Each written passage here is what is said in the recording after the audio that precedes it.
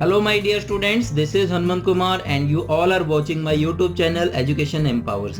मैं अपने YouTube channel पे कंप्यूटर साइंस की एजुकेशनल और टेक्निकल वीडियोस को अपलोड करता हूं और अगर आप चाहते हैं कि जब भी मैं कोई नई वीडियो अपलोड करूं उसकी नोटिफिकेशन आपको सबसे पहले मिले तो प्लीज़ नीचे दिए सब्सक्राइब बटन पे क्लिक कीजिए और साथ ही में एक बेल आइकन है उसको प्रेस कीजिए। सो माय डियर स्टूडेंट्स, आज के इस वीडियो ट्यूटोरियल में हम कंप्यूटर मेमोरी मेजरमेंट यूनिट्स को डिस्कस करेंगे। तो सबसे पहले बात करते हैं भी मेजरमेंट यूनिट्स होते क्या हैं। तो देखिए, अगर आपने कोई हार्ड ऑब्जेक्ट को, जैसे कि कोई आपके पास वेट है या कोई भी आपके पास मेटल है, उसको अगर आपने वेट करना है तो आप कौन सा यूनिट यूज करेंगे? किलोग्राम, ग्राम, क्विंटल, यही यूनिट्स को यूज करेंगे। अगर आपके पास कोई लिक्विड है, जैसे कोई मिल्क हो गया, वाटर हो गया, उसको मेजर करने के लिए आप कौन सा यूनिट यूज करोगे? Litre, millilitre. इसी तरीके से अगर आपने डिस्टेंस मेजर करना है तो उसके लिए आप मीटर, सेंटीमीटर, मिलीमीटर, किलोमीटर, ये जो मेजरमेंट यूनिट्स हैं इनको यूज करोगे, है ना। तो इसी तरीके से कंप्यूटर में जो भी डेटा स्टोर है, जो इंफॉर्मेशन स्टोर है, चाहे वो आपका एक टेक्स्ट फाइल है, चाहे वो आपकी एक सॉन्ग की फाइल है, MP3, MP4 वीडियो है, फोटो है, कुछ भी कंप्यूटर में जो कुछ भी आपका स्टोर है, सॉफ्टवेयर है चाहे, तो उसको मेजर करने के लिए कंप्यूटर में भी मेजरमेंट यूनिट्स बने हुए हैं।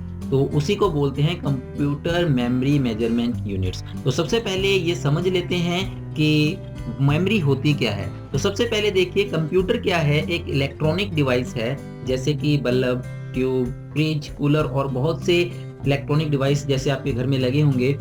तो हर एक इलेक्ट्रॉनिक डिवाइस क्या है, उसे चलने के लिए पावर की जरूरत पड़ती है, इलेक्ट्रिसिटी की जरूरत पड़ती है। और जो भी डिवाइस इलेक्ट्रिसिटी पे वर्क करती है, इलेक्ट्रिसिटी के थ्रू चलती है, उसकी दो ही स्टेट्स होती हैं और वो एट ए टाइम उन दो स्टेट में से एक स्टेट में प्रेजेंट होती है। या तो वो स्टेट ऑन होगी या ऑफ होगी।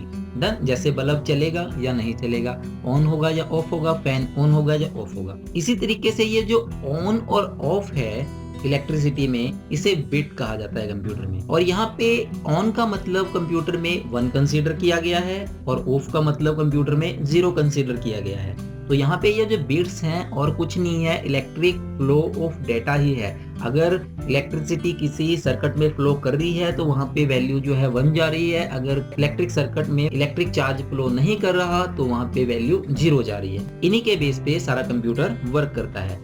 और कंप्यूटर में जो भी डेटा स्टोर होता है वो इलेक्ट्रिक सिग्नल के बेस पे ही होता है, जो कि 0 और 1 की फॉर्म में है। तो हमारे पास बहुत सी मेमोरी डिवाइसेस हैं जिनमें हम अपना डेटा स्टोर कर सकते हैं, जैसे flash drive, floppy disk, CD, DVD and आपके पास pen drive, memory chip, hard disk. ये सारी डिवाइसेस जो हैं जिसमें हम अपने डेटा को स्टोर कर सकते हैं। और ये सारी की सारी डिवाइसेस में जो डेटा स्टोर होता है वो किस फॉर्म में होता है? इलेक्ट्रिक चार्ज के फॉर्म में स्टोर होता है। तो सबसे पहले हम सबसे छोटा जो मेजरमेंट यूनिट है कंप्यूटर मेमोरी का, उसके बारे में डिस्कस करेंगे, जो कि बिट है। तो बिट सबसे इंपॉर्टेंट कंप्यूटर मेमोरी यूनिट्स है और सबसे छोटा मेमोरी यूनिट है। अब बिट में 2 ही बिट्स होती हैं। बाइनरी नंबर सिस्टम में 2 ही डिजिट्स हैं, या तो वो 0 है या 1 है। डन।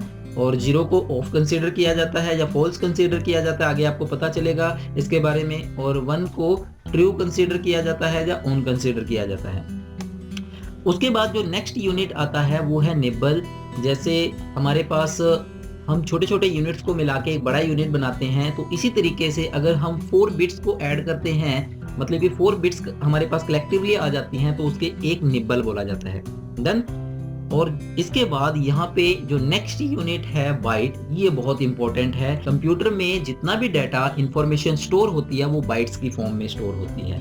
डन।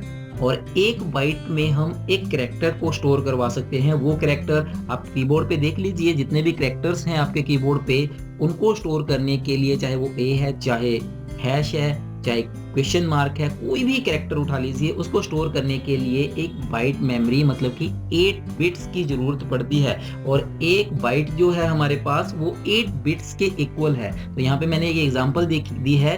देखिए यहाँ पे मेरे पास 8 बिट्स हैं, एक बाइट कंसीडर किया जाता है। और यही एक बाइट जो है एक सिंगल कैरेक्टर को स्टोर कर सकता है कंप्यूटर की किसी भी मेमोरी डिवाइस में।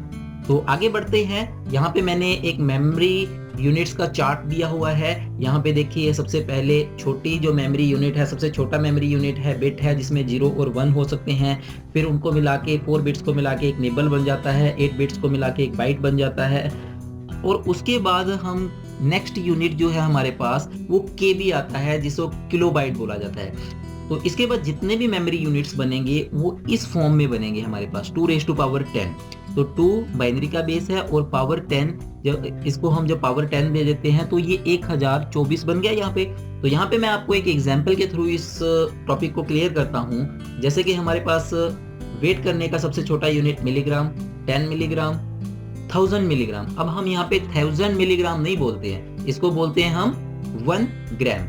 इसी तरीके से 1 ग्राम, 100 ग्राम, 1000 ग्राम। अब यहाँ पे 1000 ग्राम नहीं बोलते, 1 किलोग्राम बोलते हैं। इसी तरीके से 10 किलोग्राम, 100 किलोग्राम, यहाँ पे 100 किलोग्राम नहीं बोलते, इसको 1 क्विंटल बोलते हैं। 1000 किलोग्राम को हम 1 टन बोलते हैं। इसी तरीके से जैसे जैसे हम कंप्यूटर के मेमोरी यूनिट्स में आगे बढ़ते हैं तो उसके बाद हायर यूनिट्स अपनी प्लेस ले लेते हैं। तो इसी तरीके से जब हमारे पास 1024 बाइट्स हो जाती हैं तो हम उसको 1 केबी बोल देते हैं, किलोबाइट। तो यहाँ पे ये 2⁻, ये जो 1024 है ये 2⁻10 के इक्वल है। अब इसको सॉल्व करोगे तो ये इतना बनेगा। इसके बाद जितने भी यूनिट्स आगे आएंगे इसी इक्वेशन के अकॉर्डिंग चलेंगे। तो नेक्स्ट यूनिट है हमारे पास 1024 केबी। अब 1024 केबी जब आपस में मिल जाते हैं, मतलब इकट्ठे हो जाते हैं, तो उसको 1 MB या 1 मेगाबाइट बोला जाता है। उसी तरीके से 1024 MB जब इकट्ठे हो जाते हैं तो उसको 1 GB बोला जाता है, गीगाबाइट। उसी तरीके से 1024 GB जब इकट्ठे हो जाते हैं तो उसको 1 TB, टेराबाइट बोला जाता है।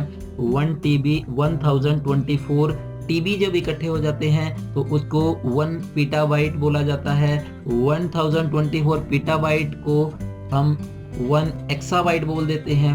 1024 ईटाबाइट को हम 1 जीटाबाइट बोल देते हैं और 1024 जीटाबाइट को 1 योटाबाइट बोल देते हैं। 1024 योटाबाइट को 1 ब्रॉन्टोबाइट बोल देते हैं।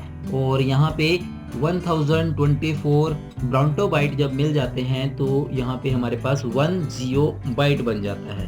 तो इसके बाद भी कुछ यूनिट्स आते हैं लेकिन हमारे लिए इतने इनफ हैं। तो आई होप आपको ये मेमोरी मेजरमेंट यूनिट का जो ये पूरा कंसेप्ट था क्लियर हो चुका होगा। अभी डाटा और इंफॉर्मेशन कंप्यूटर में कैसे स्टोर होती हैं और हायर यूनिट को जब इकट्ठे हो जाते हैं तो उसको कैसे प्रोनाउंस करना है, जैसे bit, byte, kilobyte, megabyte, gigabyte up to 100 geobyte, इनको कैसे प्रोनाउंस करना है और कैसे ये आगे आगे बढ़ते रहते हैं अपने हायर यूनिट्स की तरफ। तो आई होप आपने इस वीडियो को एंजॉय किया होगा। Thanks for watching this video. Like this video if you want, subscribe my channel. Thanks for watching this video once again.